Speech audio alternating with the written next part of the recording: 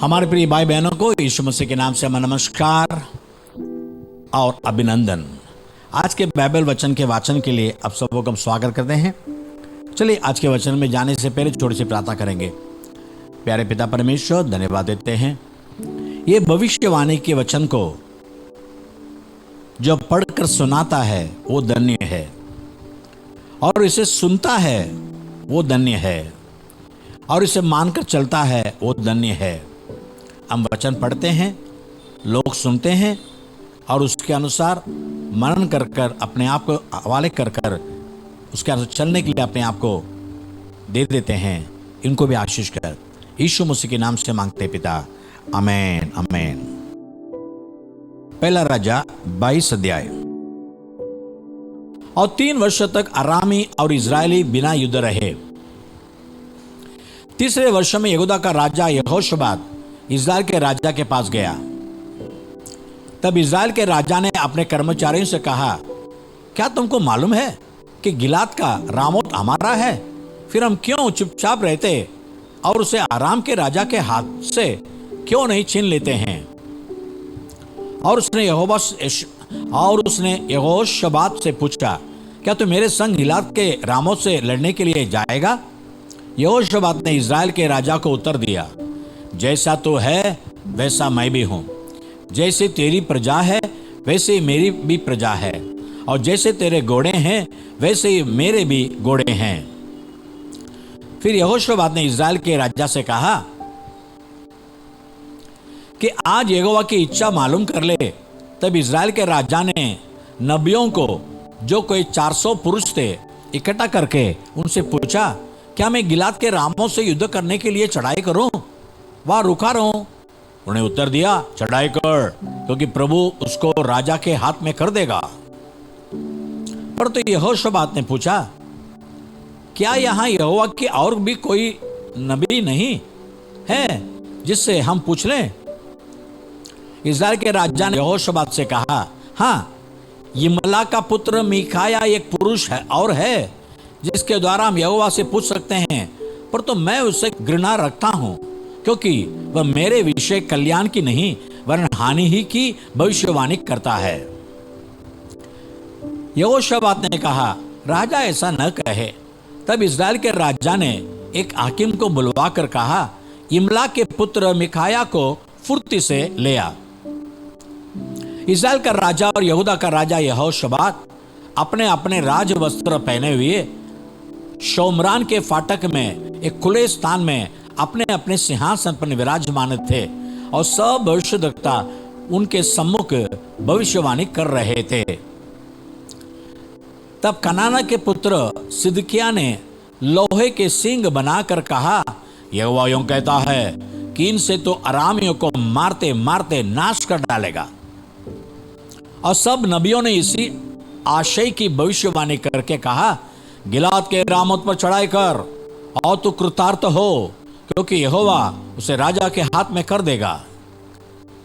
और जो दूध मिकाया को बुलाने गया था, उसने उससे कहा, सुन, भविष्यद्वक्ता एक ही मुंह से राजा के विषय शुभ वचन कहते हैं, तो तेरी बातें उनकी सी हो, तू भी शुभ वचन कहना। मिकाया ने कहा, यहोवा के जीवन की शपथ, जो कुछ यहोवा मुझसे कहे वही मैं कहूंगा। जब राजा के पास आया तब राजा ने उससे पूछा, हे मिकाया, क्या हम गिलाद के रामोत से युद्ध करने के लिए चढ़ाई करे व रूखे रहे?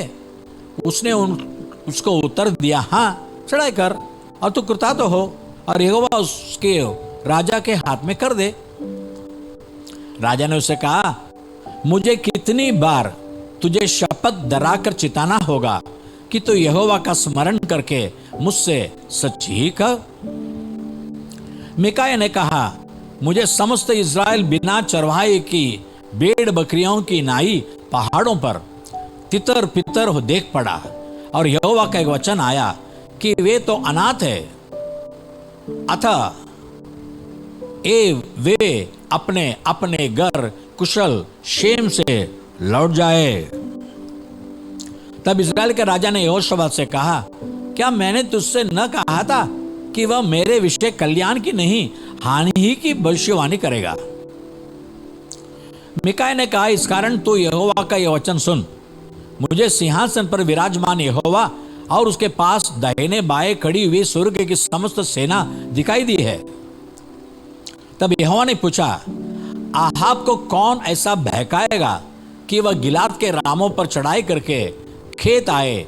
तब किसी से कुछ और किसी ने कुछ कहा। निदान एक आत्मा पास आकर यहोवा के सम्मुख खड़ी हुई और कहने लगी, मैं उसको बहकाऊंगी। यहोवा ने पूछा, किस उपाय से? उसने कहा, मैं जाकर उसके सब परिशुद्धताओं में बैठकर उनसे झूठ बुलवाऊंगी। यहोवा ने कहा, तेरा उसको बहकाना सफल होगा, जाकर ऐसा ही कर। तो अब सुन, यहोवा ने तेरे इन सब परिशुद्धों के मुंह में एक झूठ बोलने वाली आत्मा पैठाई है और यहोवा ने तेरे विषय हानि की बात कही है। होशिया 6वां अध्याय। चलो हम यहोवा की ओर फिरे, क्योंकि उसी ने फाड़ा और वही चंगा भी करेगा, उसी ने मारा और वही गांवों पर पट्टी बांधेगा। 2 दिन के बाद वह हमको जिलाएगा और तीसरे दिन वह हमको उठाकर खड़ा करेगा, तब हम उसके सम्मुख जीवित रहेंगे। आओ हम ज्ञान ढूंढे, वरन यहोवा का ज्ञान प्राप्त करने के लिए यत्न भी करें, क्योंकि यहोवा का प्रकट होना बोर का सा निश्चित है। वह वर्षा की नाई हमारे ऊपर आएगा, वरन बरसात के अंत की वर्षा के समान, जिससे भूमि सींचती है। हे एप्रैम, मैं तुझसे क्या करूं? हे यहूदा, मैं तुझसे क्या करूं? तुम्हारा स्नेह तो बोर के मेघ के समान और सवेरे उड़ जाने वाली ओस के समान है। इस कारण मैंने भविष्यद्वक्ता के द्वारा मानो उन पर कुल्हाड़ी चलाकर उन्हें काट डाला और अपने वचनों से उनको घात किया, और मेरा न्याय प्रकाशा के समान चमकता है। क्योंकि मैं बलिदान से नहीं, सिर्फ प्रेम ही से प्रसन्न होता हूँ, और होम बलियों से अधिक यह चाहता हूँ कि लोग परमेश्वर का ज्ञान रखे। पर तो उन लोगों ने आदम की नाई वाचा को तोड़ दिया, उन्होंने वहां मुझसे विश्वासघात किया है। गिलाद नाम गड़ी तो अनर्थकारियों से बरी है, वह खून से बरी हुई है। जैसे डाकुओं के दल किसी की गात में बैठते हैं, वैसे याजकों के दल शकेम के मार्ग में वध करता है, वरन उन्होंने महापाप भी किया है। इस्राएल के घराने में मैंने रोए खड़े होने का कारण देखा है, उसमें एप्रैम का चिल्लाना और इस्राएल की अशुद्धता पाई जाती है। और यहूदा, जब मैं अपनी प्रजा को बंधुआई से लौटा ले आऊंगा, उस समय के लिए तेरे निमित्त भी बदला ठहराया हुआ है। मरकुस 8 अध्याय उसका 22 से लेकर 26 तक। और वे बेतसैदा में आए और लोग एक अंधे को उसके पास ले आए और उसे विनती की कि उसको छुए।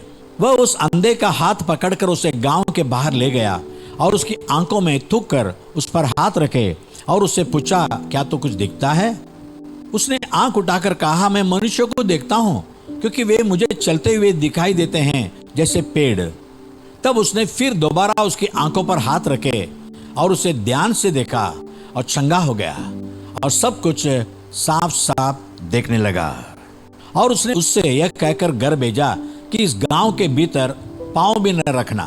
प्रार्थना करें। प्यारे पिता परमेश्वर, धन्यवाद देते हैं कैसे आंखों से अंधा मनुष्य को लाकर तेरे से विनती की, वैसे हम भी आज वचन सुनने वाले सबके लिए विनती करते हैं, उनके आंखों को खोल दे ताकि सच्चाई को जान ले, उनके मन की आंखों को खोल दे ताकि सच्चे परमेश्वर यीशु मसीह को देख ले, जान ले, और उसका जीवन में भी परमेश्वर के आशीष प्रकाश पड़े। यीशु मसीह के नाम से मांगते पिता, आमीन और आमीन। God bless you. प्रभु आपको आशीष करे। आमीन।